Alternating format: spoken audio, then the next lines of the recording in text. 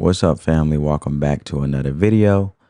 So basically, what this woman is saying that two things can be true at the same time.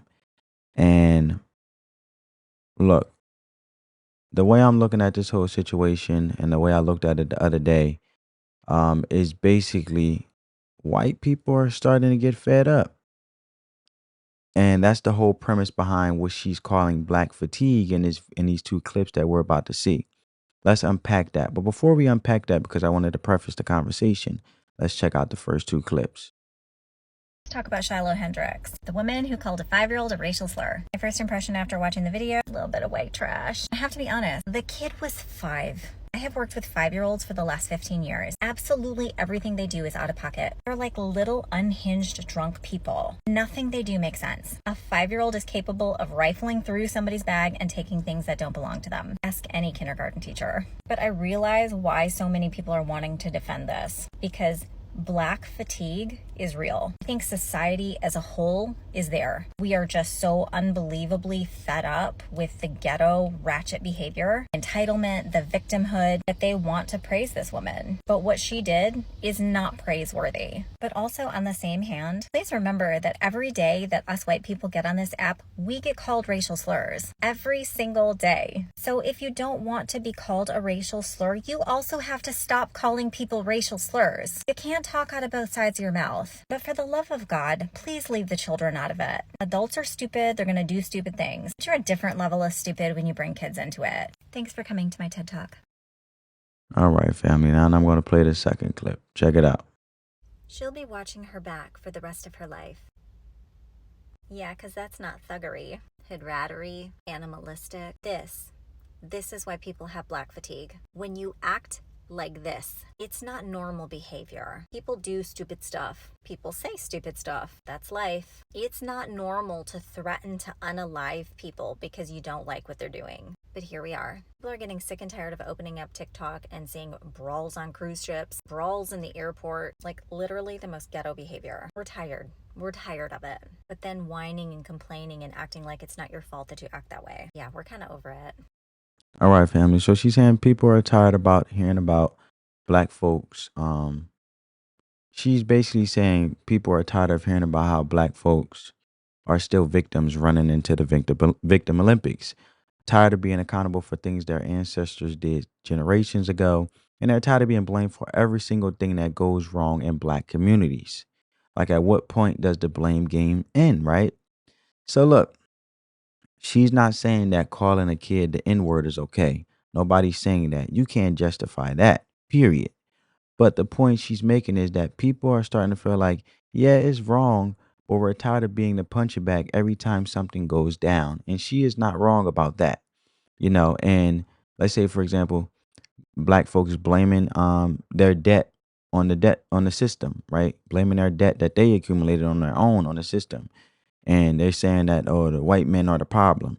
And you're asking for programs in the black communities, and you're claiming you're the most educated, uh, but you're really just the most enrolled. And that's a heavy statement that I have come to think about, because if you think about it, we talk about how black folks are the most educated demographic, but what are the graduation rates? What are the success rates? Are people actually using these opportunities, or just enrolling and dropping out? And look, that's just the truth of it. And then when she talked about the whole Shiloh situation, and let's move to that. Again, wrong to call a child the N word, no argument there. But why people are so quick to say that the white person is automatically the villain, and why do we always assume it's racial?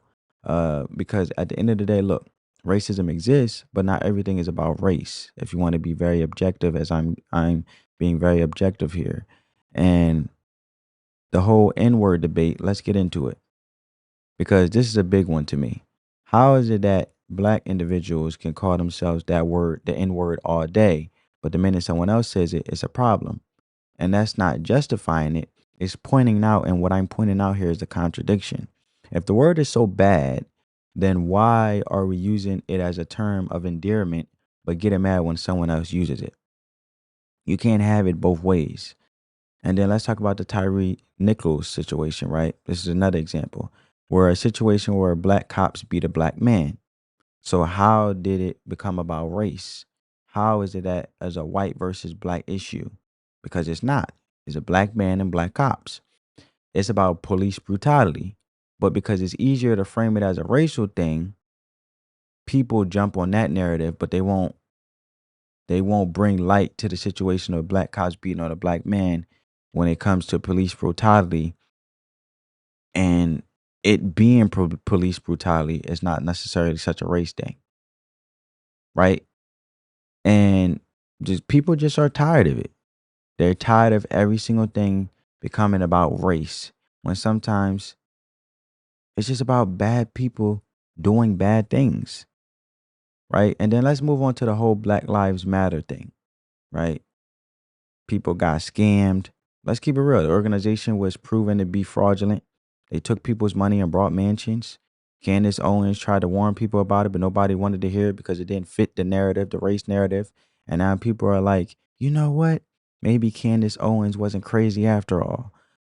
But, and what about the big black bronze statue in New York City? People are tired of all these symbolic gestures, right? That don't actually do anything for the community. You got people saying we need representation of the black woman. But how does a statue change anything? Is it improving schools? Is it lowering crime rates? Is it creating jobs? No, it's just a statue. And people are done with it. It's old. And let's talk about accountability. Black people can't be racist. Where did that come from? Because last time I checked, there are some pretty openly racist people in positions of power who happen to be black. Latita James, Attorney General of New York. DL, she had her whole campaign going against Trump, being anti-Trump, making it a race thing. DL Hughley, a comedian, Charlemagne the God. They say these things all the time that if a white person said it, it could be career ending.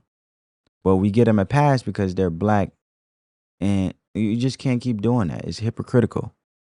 And look, it doesn't stop there. It goes even further. Crime in the black community. When are we going to stop selling drugs to our own people and to the black community, the people in the black community? When are we going to stop being the majority of the crime? When are we going to stop saying it's the police when we're the ones committing the crimes? Look, man, look in the mirror. Stop blaming white folks for things that people in the black community, black people in the black community do to themselves. And then there's the whole gentrification argument, right? Oh, they're gentrifying the neighborhood. But what was happening before they got there to gentrify it? Was it being taken care of? Was it thriving? Or was it run down and crime ridden in the black community?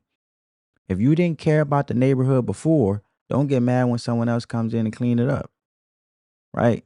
So the question that I have is, to wrap this thing up, when are we going to stop playing victim? When are we going to stop blaming everyone for your problems?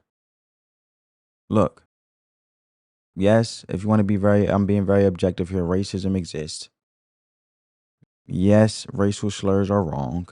But at some point, we got to stop pointing the fingers and start taking accountability for our own lives and our own communities.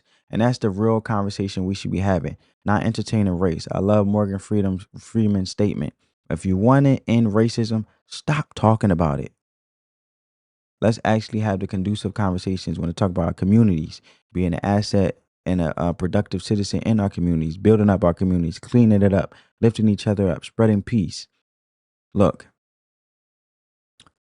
we need to start thinking. So what do you think? Is she out of line, or is she saying what needs to be said? Drop your comments below and let me know what you think. And if you found this video thought-provoking, hit the like button, share it, and don't forget to subscribe. Thanks for watching. Spread that peace, love, and positivity. Let the love supersede the hate, and I'll see you in the next one, folks. As always, I always say, let the love supersede the hate, people. Peace.